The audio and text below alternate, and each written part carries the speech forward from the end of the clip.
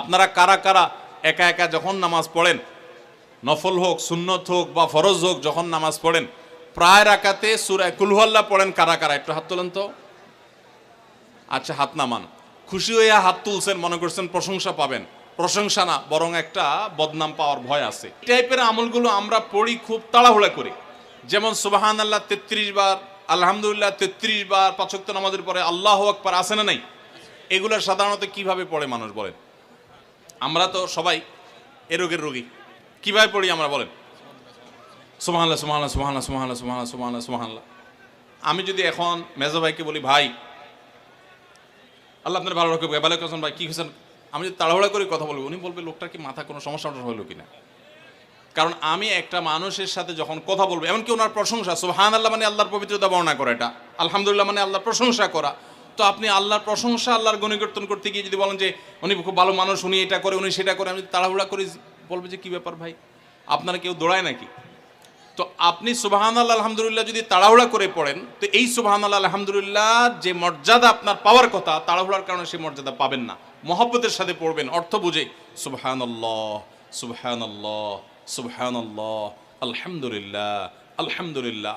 Quality maintain করবেন। দেখেন, আমাদের মুসলমানদের, গোটা দুনিয়া জুড়ে মুসলমানদের একটা বড় ত্রুটি হলো যে আমরা আজকাল কোনো কাজে, সেটা দুনিয়ার কাজ হোক আর আখিরাতের কাজ হোক, সব কাজেই আমরা তাড়াহুড়া করে কোয়ালিটিটা নষ্ট করে ফেলি। আমরা কোয়ালিটিটা ঠিক রাখি না। আমার আফসোস লাগে অমুসলিম প্রধান দেশগুলোতে যখন যাই বা তাদেরকে যখন দেখি যে তারা কাজের মধ্যে কোয়ালিটিটা ঠিক রাখে, যেটাই করে কোয়ালিটি ঠিক রাখে। অথচ এই নির্দেশ আমাদেরকে আমাদের রাসূল দিয়েছেন, ইন্নাল্লাহা ইউহিব্বু ইযা আমিলা আহাদুকুম আমালান আন ইউতকিনাহু। আল্লাহ পছন্দ করেন বান্দা যেই কোনো কাজ করুক, আমালান আই আমালিন, যেই কোনো কাজ করুক, সেটা দুনিয়ার কাজ হোক, সেটা আখিরাতের কাজ হোক, সুদৃঢ়ভাবে করবে, সুন্দরভাবে করবে, উত্তম রূপে করবে। এটা আল্লাহ তাআলা পছন্দ করেন। আর আজকাল আমাদের অবস্থা কি? আমাদের অবস্থা হলো যে আমরা তাড়াহুড়া করি। ভাইরা আমার, এই তাড়াহুড়া করে কোয়ালিটি নষ্ট করা যাবে না। সূরা ইখলাস, এটাকে আমরা সাধারণত কুল হুয়াল্লাহ সূরা বলি, তাই না? ইখলাস মানেটা কি? আমরা যেহেতু এই সূরাগুলো নামাজের মধ্যে সবচেয়ে বেশি পাঠ করি, ঠিক না বেঠিক?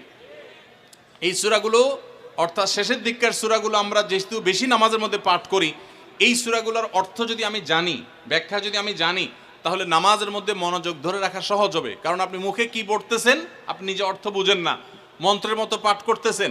যদিও না বুঝে পড়লেও আপনি সওয়াব পাবেন, কিন্তু না বুঝে পড়লে তো আর এই কোরআনে আল্লাহ কি বলেছে এটা আপনি জানতে পারবেন না। না জানলে সে অনুযায়ী আপনি আমলও করতে পারবেন না। এই জন্য আমাদেরকে বুঝতে হবে।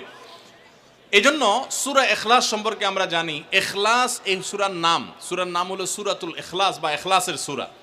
ইখলাস শব্দের একটা অর্থ হলো পিওর করা, খাঁটি করা।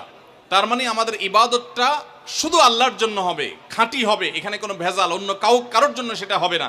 আমাদের দোয়াগুলো সব শুধু আল্লাহর জন্য হবে, খাঁটি এবং ফ্রেশভাবে আল্লাহর জন্য নিবেদন করবো, সাথে আর কারোর সেখানে শরিক করব না।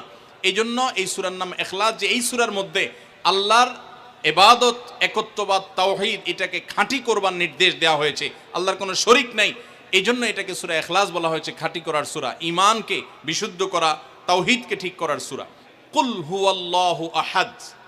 আমার সাথে সাথে আপনারা বলেন, কুল হুয়াল্লাহু আহাদ,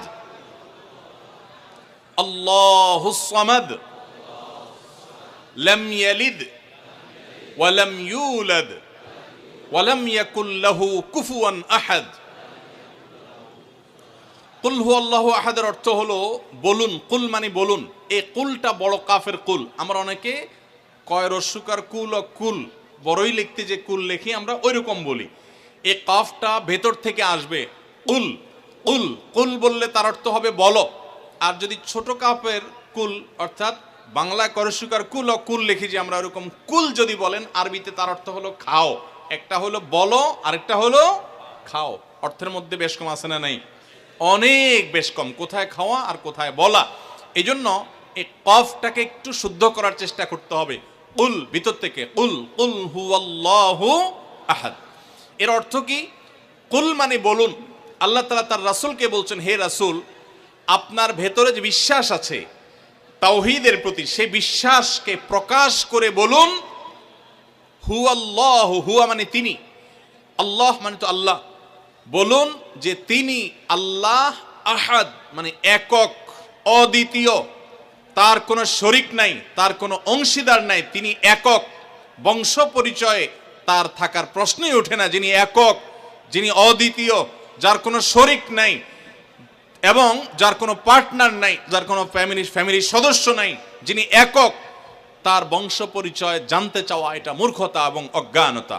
এজন্য আল্লাহ রাব্বুল আলামিন জানিয়েছেন, কুল হুয়াল্লাহু আহাদ, বলে দিন তিনি আল্লাহ যিনি একক, আল্লাহুস সামাদ, আল্লাহ হলেন সমাদ। সমাদ শব্দের অর্থ হলো যে তিনি হলেন সেই মহান সত্তা, সবাই যার কাছে মুখাপেক্ষী, তিনি কারোর কাছে মুখাপেক্ষী নন। সমাদ মানে হলো যিনি অমুখাপেক্ষী, যিনি কারোর মুখাপেক্ষী না। পৃথিবীর সকল সৃষ্টি তার মুখাপেক্ষী, তিনি কারো মুখাপেক্ষী না। যেহেতু তিনি কারোর মুখাপেক্ষী না, অতএব তার বাপেরও প্রয়োজন নাই, তার মায়েরও প্রয়োজন নাই, তার সন্তানের প্রয়োজন নাই, বন্ধুর প্রয়োজন নেই, তার কারোর কোনো প্রয়োজন নেই। সবার তাকে প্রয়োজন, কিন্তু তিনি কারোর কাছে মুখাপেক্ষী নন। আল্লাহুস সামাদ, লাম ইয়ালিদ ওয়া লাম ইউলাদ, যেহেতু তিনি কারো মুখাপেক্ষী নন, এজন্য তিনি কাউকে জন্ম দেননি। ওয়া লাম ইউলাদ, এবং তাকেও কেউ জন্ম দেয়নি। যেহেতু তিনি কোনো কারো মুখাপেক্ষী না, এজন্য তার বাপমারও প্রয়োজন নাই। আমরা দুনিয়াতে আসার জন্য বাপমার মুখাপেক্ষী, বাপমা ছাড়া আসতে পারে না। যেহেতু আল্লাহ কারো মুখাপেক্ষী নন, এই জন্য তার কোনো জন্মদাতার প্রয়োজন হয়নি। ওয়া লাম ইউলাদ, এবং তিনি কাউকে জন্ম দেননি। কারণ আমাদের সন্তান সন্ততি জন্ম দিতে হয় আমাদের প্রয়োজনে, কারণ আমার বংশধারা ধরে রাখতে হবে, আমার নামটা ধরে রাখতে হবে, আমার সম্পদ রক্ষণাবেক্ষণ করতে হবে, বৃদ্ধকালে আমাকে দেখাশোনা করতে হবে। এইসব কারণে আমাদের সন্তানের প্রয়োজন হয়। আল্লাহ তাআলা যেহেতু মুখাপেক্ষী নন কোনো কিছুর প্রতি, এই জন্য তার কাউকে জন্ম দিয়ে তার বংশটিকে রাখারও প্রয়োজন নাই, আবার তাকে কেউ জন্ম দেওয়ারও প্রয়োজন নাই। ওয়ালাম ইয়াকুল্লাহু কুফুয়ান আহাদ, আর তার কোনো সমকক্ষ নাই, তার সমান কেউ নাই, তার সাথে কোনো প্রকার সাদৃশ্য হতে পারে এমন আর কেউ নাই। তিনি অদ্বিতীয়, তিনি একক। এই ছোট ছোট 4টি সূরায় আল্লাহ তাআলার 3টি গুণবাচক নাম আল্লাহ উল্লেখ করেছেন। আল্লাহর মূল নাম যেটা, সেটা উল্লেখ করেছেন আল্লাহ, তার জাতে পাকের নাম। আর এর পাশাপাশি আরো 2টি গুণবাচক নাম উল্লেখ করেছেন। এক হলো আহাদ, মানে একক, এটা আল্লাহর গুণবাচক নাম। আর একটা হলো সমাদ, এটাও আল্লাহর গুণবাচক নাম। এই নামগুলো আল্লাহ তাআলা উল্লেখ করেছেন। আমরাও অনেকে সূরা ইখলাস প্রায় রাকাতে পড়ি, আছে না নাই? আপনারা কারা কারা একা একা যখন নামাজ পড়েন, নফল হোক, সুন্নত হোক বা ফরজ হোক, যখন নামাজ পড়েন প্রায় রাকাতে সূরা কুল হুয়াল্লাহ পড়েন কারা কারা? একটু হাত তোলেন তো। আচ্ছা, হাত নামান। খুশি হয়ে হাত তুলছেন, মনে করছেন প্রশংসা পাবেন। প্রশংসা না, বরং একটা বদনাম পাওয়ার ভয় আছে। হাতটা তোলাইছি আমি, আপনারা মনে করছেন সবসময় হাত তুললেই শুধু জিতা যায়। দেখেন, যারা সূরা ইখলাসকে মহব্বত করে, এই যে ঘটনা আমরা শোনালাম নবী সাল্লাল্লাহু আলাইহি ওয়াসাল্লাম, এটা জেনে যে আমার আল্লাহর আলোচনা আছে এই সূরায়, অন্য কোনো আলোচনা নাই, আল্লাহর পরিচয় উল্লেখ করা আছে, আল্লাহর বৈশিষ্ট্য এবং ক্ষমতার উল্লেখ আছে, সেই মহব্বতে যদি কেউ সূরা ইখলাসকে মহব্বতের সাথে ধীরে ধীরে পড়ে, তাহলে তো তিনি অবশ্যই আল্লাহর কাছে বিশেষ মর্যাদা পাবেন। ওই সাহাবীর মতো আল্লাহর ভালোবাসা পাওয়ার সম্ভাবনা জোরালো। তবে আমাদের বেশিরভাগ মানুষ কুল হুয়াল্লাহ সূরা দিয়ে নামাজ পড়ে নামাজ শর্ট করার জন্য, ঠিক না বেঠিক? তাহলে এবার যদি আমি বলি কারা কারা নামাজ সংক্ষেপ করার জন্য কুল হুয়াল্লাহ সূরা দিয়ে নামাজ পড়েন, তাহলে দেখা যাবে হাত ওইগুলো আবার উঠছে। তাহলে সংক্ষেপ করার উদ্দেশ্যে সূরা কুল হুয়াল্লাহ পড়লে সেটার কারণে আল্লাহর কাছে সওয়াব পাবেন না, বরং আপনার নামাজের মর্যাদা আরো কমবে। নামাজ কি সংক্ষেপে করতে হয় না লম্বা সময় নিয়ে করতে হয়?